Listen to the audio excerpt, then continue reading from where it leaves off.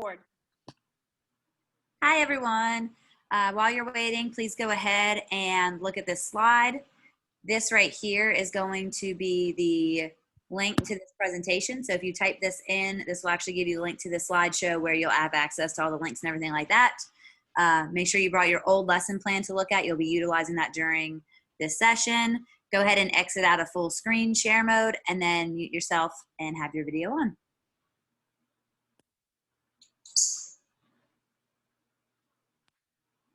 Welcome to our Instructional Framework Professional Development. This is for teachers in grades 4 through 8.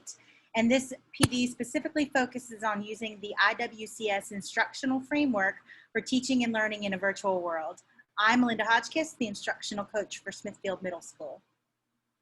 I'm Ashley Potter, the instructional coach for Westside Best Side. Hi everyone, I am Melissa Vick, the instructional coach for Georgie Tyler Middle School. So today's PD session, we're going to be talking about what live teaching days would look like and also the asynchronous days. So the way we're going to do that is we're going to facilitate through Zoom what Mondays, Tuesdays, and Thursdays, which are the student-driven learning days, will look like. And then Wednesdays and Fridays, we will simulate what those will look like, showing you an asynchronous day. In between the two, we will have a break. So in this presentation, there's going to be two presenting modes. We're going to have explanation and instruction. When in explanation mode, we will explicitly explain the instructional choices made by the team when designing the sessions and after each section of the instructional framework is taught. When in instructor mode, you're going to see a purple background and we'll teach the lesson assuming the role of the instructor while you all assume the role of the learners. As stated during that first slide, there's going to be a ton of links shared out during this presentation. So please utilize them. Today we're going to move fairly quickly through it. I know 2 hours seems long, but it's really not that long. So go back and visit these resources. Once you really start diving into things, you have all of them for the long haul once you get this presentation. So please, please, please go back and don't stress out today about seeing these links being used very quickly. So we're going to talk about the learning outcome for today and the essential question. So today's learning outcome is teachers will be able to revise lesson plans to adapt to a virtual 45-minute synchronous class 3 times a week, adhering to the curriculum and instructional framework. Our essential question today is how can I create an intentional and engaging virtual lesson that follow the curriculum framework and the instructional framework?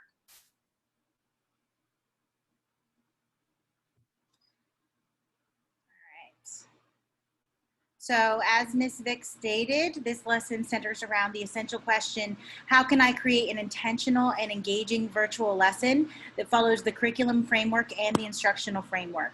As an introductory activity, I want to facilitate an activity with you that drives you to investigate the topic. We're going to use a critical thinking strategy similar to affinity mapping to accomplish this task. We're going to complete this activity using a Google tool known as a Jamboard. So first, I'm going to post a link in the chat for you to open. And then you're going to open the Jamboard, and I'm going to actually go through first and just show you some basic tools on Jamboard.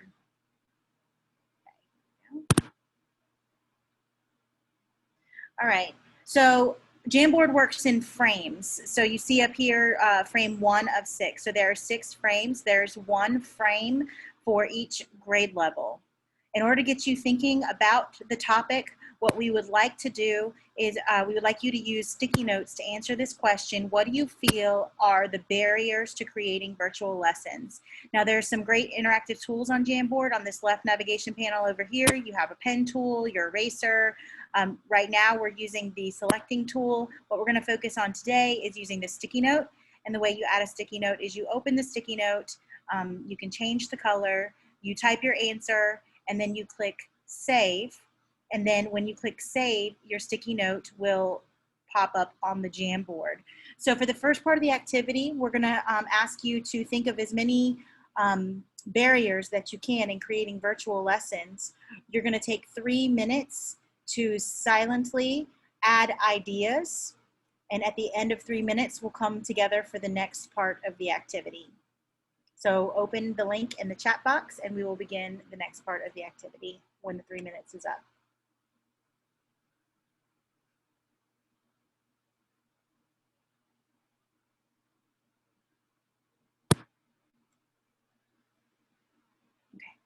So now we're going to come back together and we're going to talk about some similarities and differences that you see. If this were a true affinity mapping activity, what we would do is we would spend time grouping them and naming the categories to just draw, deeper into the discussion about barriers to virtual learning.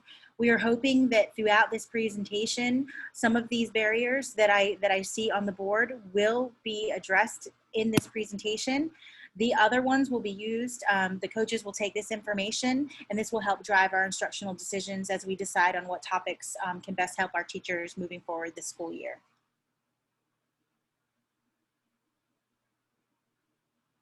All right, so we're going to take a pause break from the lesson here.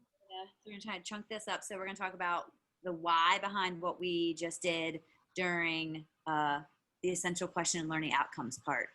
So as you guys know, the essential questions, learning outcomes kind of sets the stage. It's kind of like the hook. It's where you get students to discuss and kind of start thinking about the lesson ahead. So we wanted to do the Jamboard, and we utilize that affinity mapping to really get you to tap into that prior knowledge that you already have about teaching and start to think about the barriers that could happen in the virtual world. So as you're starting to think of those, now you have those in mind. And then when we go through this lesson here, you're going to be like, oh, that addresses that barrier. Or by the end, you might think, I still have that question and I need to move on.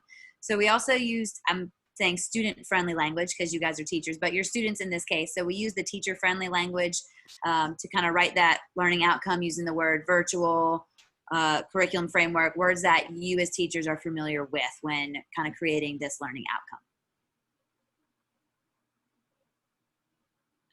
So I'm going to set the stage for direct instruction. Nonverbal feedback Zoom buttons have been enabled in our settings. So we wanted to show you how those work. So if you would look down at the participants tab, and when you open it up, you can see where you as the student can raise your hand, you can answer yes, no, go slower, go faster. If you hit the 3 tabs for more, or the 3 dots for more, you can have a thumbs down, thumbs up, clapping, and then the coffee cup would mean needing a break and so on. So Melinda will be utilizing that in her next part, which will be the direct instruction. The next part of the lesson, please have your participants tab sidebar open so you can answer any questions that I have using the nonverbal feedback buttons. Exiting out of full screen mode should force the participant box to open in side-by-side mode instead of on top of the Zoom window. Before beginning, I want to remind you of our essential question: how can I create an intentional and engaging virtual lesson that follows the curriculum framework and the IWCS instructional framework? This part of the lesson focuses on the intentional part of creating lessons. Being intentional as we plan virtual lessons is really about making sure that what we are teaching is aligned in rigor and content. The reality is that we're still required to teach the same amount of content despite having less face time with our students. So we have to be very intentional by creating lessons that are properly aligned with the curriculum framework. As an example, let's say you're a math teacher who's teaching students how to add fractions. You're doing a great job. Your students can tackle any word problem or standard algorithm with ease. Along comes the SOL and students are given pictures without words or numbers, and they are asked to add those fractions together. So you've never given them a problem like this before, and most students answer the question incorrectly. So the issue is with alignment. When you went back to the curriculum framework, you saw that students were supposed to be able to interpret pictorial representations of fractions. So the issue here is that the lesson and assessments were not aligned to the rigor of the curriculum framework. So the first step to intentionally aligning your instruction is to visit your subject area page on the VDOE website. I have a question for you. How many of you have visited the VDOE website in the last 6 months? Click yes if you have, and no if you haven't in your participant toolbar. Great, seeing lots of yeses, few no's. So if you have not been there yet, you definitely want to check this out before you begin instruction with your students. So I'm going to walk through a worksheet designed to be a thinking scaffold on how to align your lessons in content and rigor. So before I do that, I am going to open the VOE site.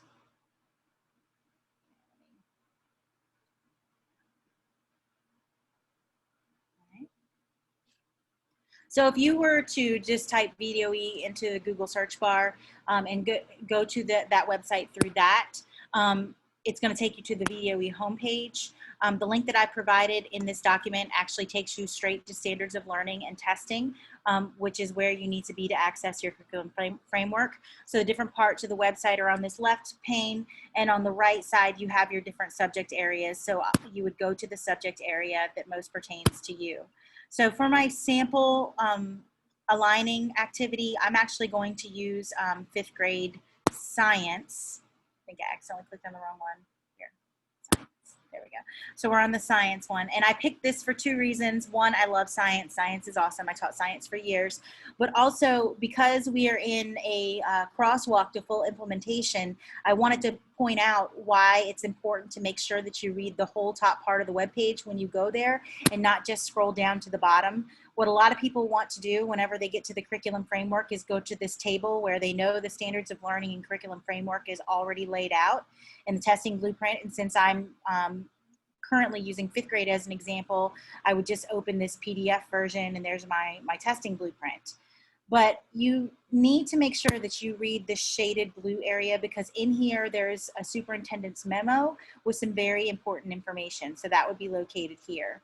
And what that tells you as a teacher is that they have adopted new standards. So science, the VDOE for science has officially adopted 2018 standards. And last year is when divisions were supposed to start working on curriculum for the 2018 standards. This year is the year that the kids still need to receive instruction on the former standards, 2010 standards, but they also need to receive instruction for the 2018 standards. And they will be tested and assessed on the 2010 standards, but they will be field tested on 2018. So all that information is enclosed here on the superintendent's memo. Very important that everybody goes through and double checks that they know what year and where you are in implementation of your current SOLs. So I have another question for you. Based on your current knowledge, will any of the subjects that you teach be implementing new standards this year? Please use the nonverbal buttons to answer that question.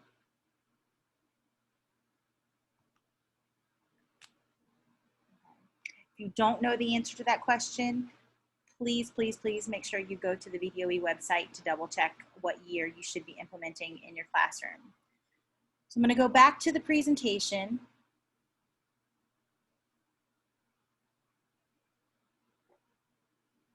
There we go. And I'm going to open this unpacking to align instruction document, which actually is already open up here. So we'll open it from here. So once you open your curriculum framework, you're going to isolate a standard to unpack. This document is designed to be used alongside the curriculum framework to intentionally align your lesson in content and rigor. So it's designed to be a thinking scaffold. It's not something that is expected to be done with every single standard. It's designed to get you used to a way of thinking, and then just like with kids, when you apply a scaffold, you remove the scaffold, and when you're thinking that way regularly, you no longer need to use it. Okay? So up here in this document, I have the VUE Standards of Learning already linked there. There's also a sample, which we'll look at in a moment. You're going to isolate your standard. You're going to write the standard that you're unpacking up here at the top. And then within that standard, you are going to kind of hone in on the verbs and the nouns, because that's going to tell you what students should know and be able to do. The verbs are the skills that they should be able to carry out, and then the nouns are the content that they should know. Usually on the curriculum frameworks, depending on what subject area you're in, they might use different language, but usually there's a section for just what students should know and be able to do, and then there's a section for what teachers should know to be able to teach the standards. So it's something that goes a little bit deeper, gives the instructor more information. What you want to do is you want to synthesize those two, analyze both, and take the standards and put it in your own words. Basically, what should students know and be able to do in your own words? You're going to put that there. You have Bloom's taxonomy here. This is going to be your clue to the level of rigor from low, medium, and high. And you have the different levels of Bloom's taxonomy, and then there's some verbs written in there. So whatever verbs are in the standard, you can use this to identify your level of rigor, and you can kind of type that out there. And then what's really important for alignment is this piece: how will you know students have shown mastery? And then how will you assess the standard? And I'll go into more detail as I open the sample. And then you always want to make sure for each standard, you open the testing blueprint and see if it's something that will be assessed on your SOL test, because that's really going to help you understand how much time you should spend on that particular topic. So let's open up a sample document. I'm just really going to focus on the verbs to help you align your instruction.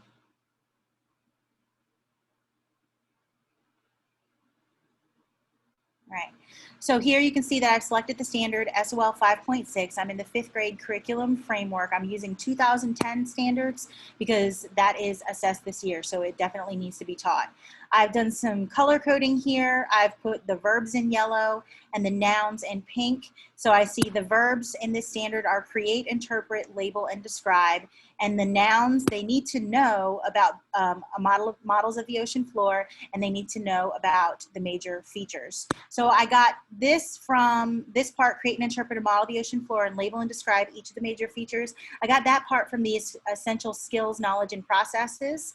But then when I put it in my own words, I actually used the understanding the standard portion. So that gave me a little more information about the specific features of the ocean floor.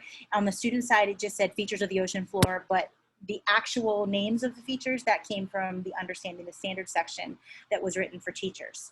So down here in the how will you know that students have shown mastery and how will you assess the standard?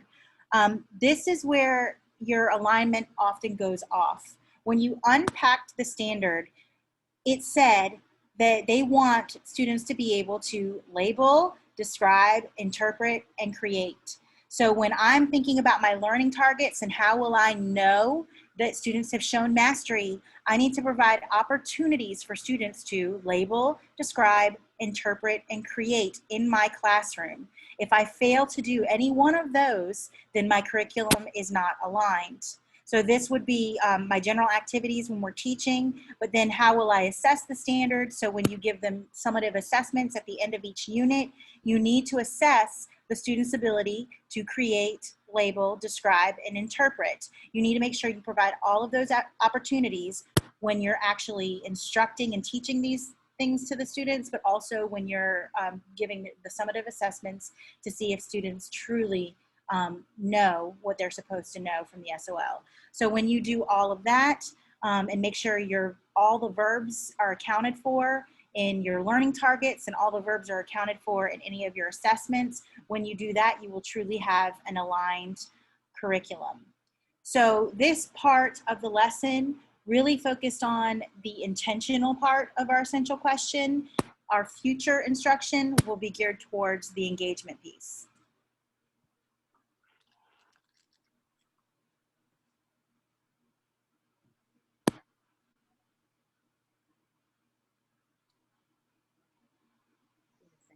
All right, take a pause break here again. So to give you the why behind some of the instructional decisions that we decided to make during this direct instruction piece for you guys. We utilize Zoom because that's what everyone will be utilizing, and we utilize a nonverbal feedback tool. So just like in the classroom, you know, you do a quick fist to 5 or thumbs up, thumbs down, you know, how are you feeling? Very similar to those tools there, you're able to use in a virtual setting. So we wanted to model those for you guys. Melinda did an amazing job direct instructing through how to unpack your standards and showing you where to go, what tools to utilize, how to do it, the breakdown of it. So again, modeling that breakdown for you guys through the Zoom and using the nonverbal feedback tools. The other thing she did throughout was want to provide the purpose, the motivation, the meaning behind having to do all that. If you're standards or your lessons are not aligned to your standards, you really are missing the whole ballpark there with your lessons. That's why I want to focus on this first. So I'm going to talk about the student work period prep.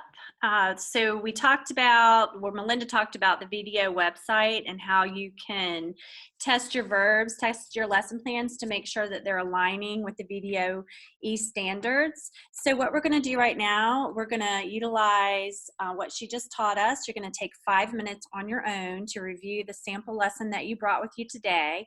And we're not changing anything right now. We're just going to look at the way that we presented our lesson plans and go to the VDO website and see if what we have is in fact aligning. So we're going to give you a few minutes to do that, and then we will meet back. So bringing it back together, I guess you realized whether or not you were checking or doing that alignment piece. So in the chat box, we're going to utilize this feature. I want you to answer the question, how does checking for alignment benefit your student? So if you would please answer the question in the chat right now.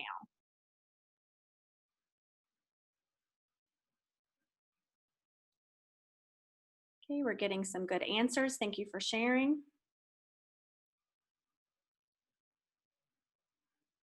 Great responses.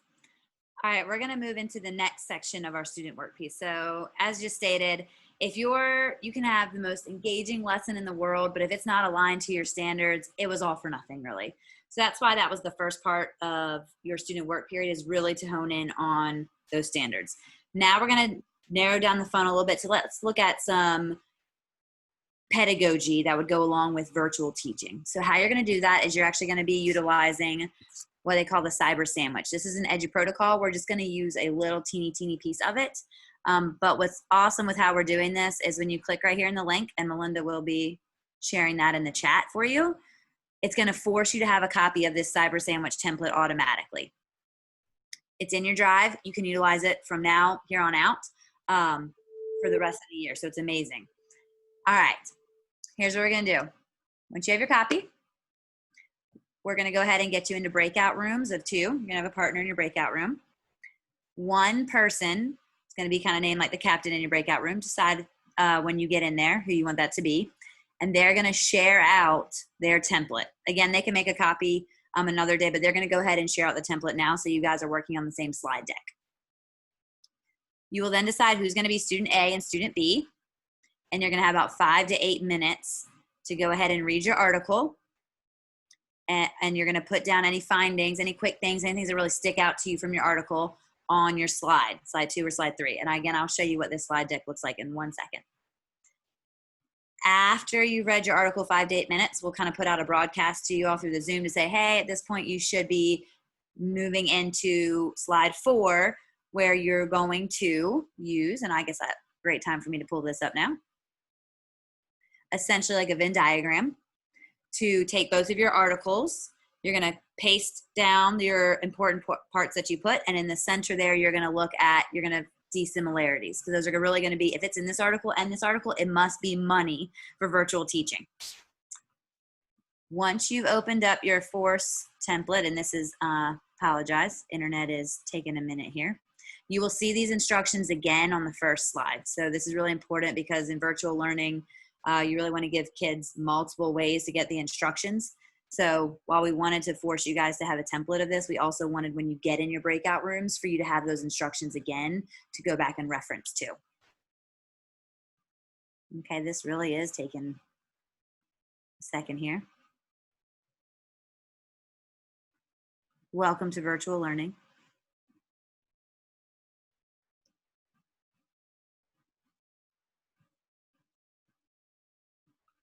All right, let's see if I can get this. All right, so here's the first slide you'll see when you force yourself a template. And here are the instructions again. So again, one person share when you get in your breakout room with your partner. Decide who's going to be student A or student B. Read your articles. I'll show you what these slides looking like now as they're slowly coming up. So if I'm student A, I would go to this slide. Here's the article linked again. It's also linked in the presentation on that first slide. But here's your article, and you just start typing right there. Any good points you see, After about 5 to 8 minutes, when you and your partner both have these 2 slides completed, you'll complete A, your partner will complete B. Copy and paste your information, and then you come together about what you both have for your Venn diagram here in the center. And those are going to be your key points for you to talk about in your breakout rooms. And we'll bring you back when your time is up.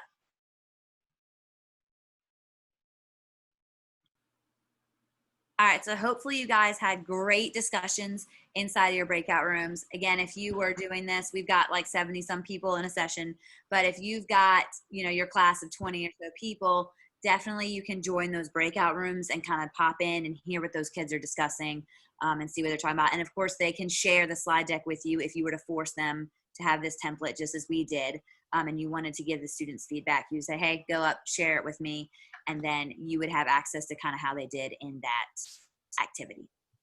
So now we're going to narrow our funnel down even further. So we started with alignment. Now it's like, okay, what is pedagogy? Now let's talk about actual specific things you guys can utilize. So we're going to use this again for the student work period. We're going to use another Edu protocol, and this one's called Iron Chef. Yes, I know they're all food. I love food. I guess that's why I picked all the ones that had to deal with food. So you're going to use this again. Melinda's going to put the link for the Iron Chef template into the chat box. It's also right here on that PowerPoint if you have it pulled up. It's going to force you to have a copy. This time you're going to be in breakout rooms of 3.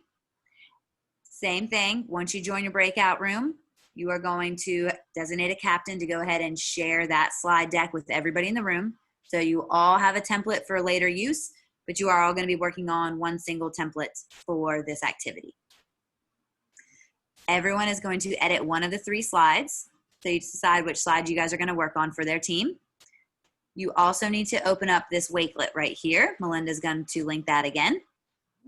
If you have not seen Wakelet before, that would be a session for another day, but it is amazing. I'm a Wakelet lover, ambassador. It's amazing. It's a great curation tool, extremely engaging. Hopefully it'll come up sometime today. Don't stress about this platform in general. You don't need to make an account. You are not learning how to use Wakelet. Right now, it is just a place for you to pick and click and look at resources. There's a lot on here. Just like at Cheesecake Factory, menu is large. You don't order everything. You don't need to click on every link inside of here right now. You, again, have this as a resource to look back at on a later date. So right now, you're going to have 10 minutes. Click on a few of them to get some ideas. I'm going to go to the template now to show you guys what it looks like, as most of you are probably going ahead and getting your template up right now. The instructions, again, are also on this template. So when you get in your breakout room, if you need a minute or two to reread through these instructions on this template, please take that minute or so to make sure your teammates are all good and everyone's on the same page before you begin. All right, it's coming up slowly here. Okay, here's your instructions page. You have a forced copy. Open up your Wakelet. You get 10 minutes to explore on your Wakelet. Again, pick a couple things, read about it, get some really good ideas that you can utilize for virtual instruction. On your slide, that will come up here in a second, you're going to list at least 5, could be more, things that you pick up from the Wakelet. So just list down 5 ideas that you pick up. You're going to add an image using those awesome Google skills that you guys have now. Go ahead and add an image in of how you feel about what you just kind of gathered. And then, because it is Iron Chef, you have to have a secret ingredient. Your secret ingredient for this is going to be going ahead and link, or you can embed, your favorite YouTube video. Oh, it's telling me. I don't know why that says it's in the trash. We're going to take it out of the trash.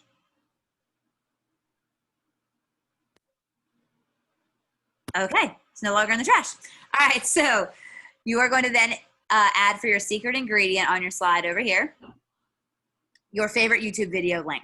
So you get 10 minutes to do all that. Explore the Wakelet, write down your good things, add your YouTube video link. Then each person is going to get 1 to 2 minutes in your group. We'll broadcast when it's time to do that. 1 to 2 minutes to present your slide to your team. So what are things you picked up from the Wakelet? Play a little 30-second clip of your favorite YouTube song to kind of jam out to, but you're going to present in your breakout rooms what you guys have picked up from this Wakelet. Again, Instructions are all on here when you get in your breakout rooms to reread and look through. Have fun. All right. Hopefully you guys picked up amazing resources inside of that Wakelet. You had great discussions in your breakout rooms. Again, as the teacher, you'd want to pop through there, see how they're doing. They can share that template with you.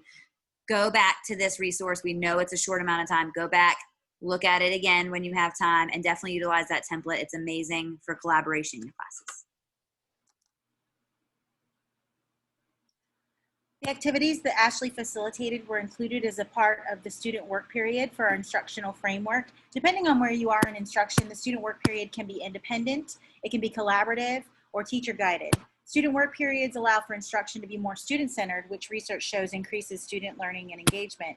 The tools that she used were collaborative. She used Zoom breakout rooms and other prepared electronic resources. Links to those resources are provided if you would like to explore more deeply.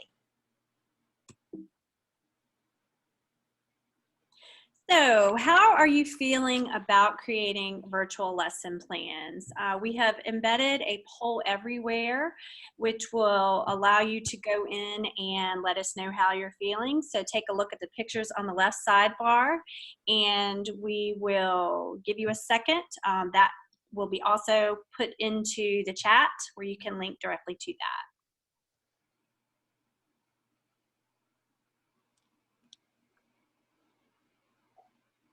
Got a decent spread here. Mm-hmm.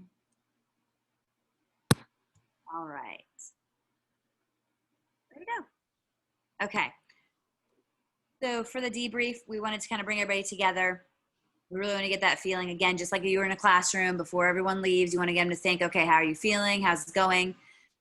We have a second debrief here. So we wanted this one to just be real short, just a check-in to kind of check emotionally where you were at for receiving this information right now. We utilized inside of there the poll everywhere, which is an add-on. It's amazing. Again, I think all the coaches kind of know about it. So ask your coach at your site if you're interested in utilizing that for the debrief section. Really wanted to give time though to kind of reflect on everything we just did. We know it was a lot coming in, but really to see how you guys were feeling at that point in time. And to, of course, utilize it for ongoing future PDs. At this time, we are going to take a 3-minute break. This is going to signify the end of our synchronous day. So again, all the purple slides were what you would be doing kind of as a teacher and what that could possibly look like following the instructional framework in a virtual world. When we come back from this 3-minute break, we will begin to show what an asynchronous day would look like following the instructional framework in the virtual world. All right, welcome back from your break. Hopefully it was good. To start off for the asynchronous term, videos are going to be large for you guys. Ideally, you want to make these really building that relationship with your students. They want to see you on the screen. You're using the same terminology. You're making sure the videos are aligned to your content. So really, it should be you. We're going to go ahead and skip this video for right now. You can access it in a second, but to really hook your students in on that first day and engage their prior knowledge, think about putting a video that's going to have them ignite their schema. What is it they already know about the topic you're about to address? What is it that you've already addressed about this topic to really get them in the right mindset to approach their asynchronous tasks for the day? So you see here, please refer back to the information we discussed yesterday, as it will be very useful for today. So the Wakelet, those articles, everything we just did, you want to think about that now. So our learning outcomes for today for the asynchronous part of our lesson is teachers will be able to revise lesson plans to adapt to a virtual asynchronous class 2 times a week while adhering to the curriculum framework and the instructional framework. Our essential question is, how can I create an intentional and engaging virtual lesson that follows the curriculum framework and the instructional framework?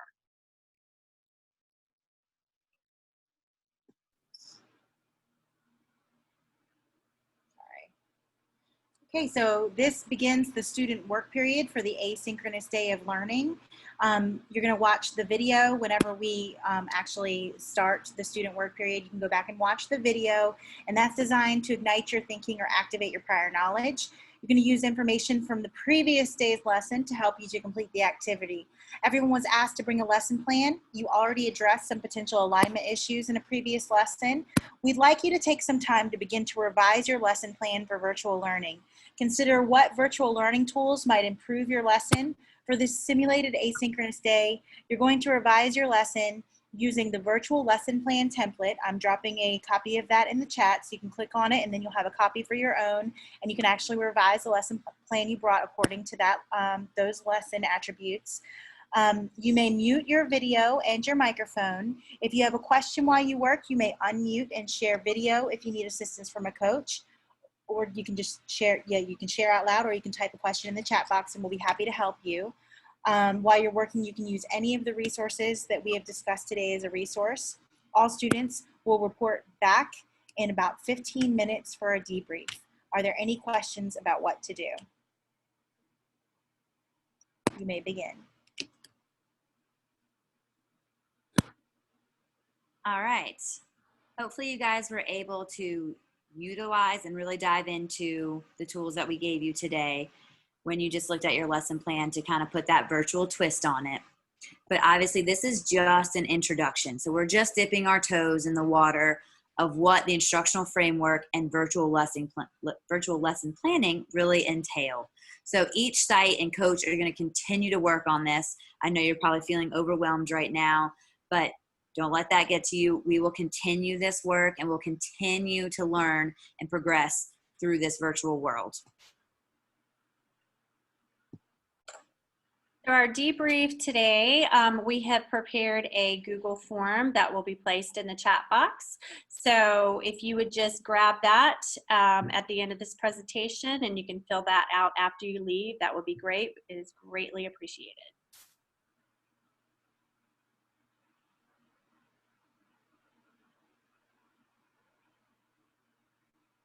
All right, if you got the form, you guys are good to go. Thank you so much. Have an awesome year. Please let us know if you have any questions. Everyone is in the same boat, so use each other's support system. Reach out to us. Thank you, guys. Thank you.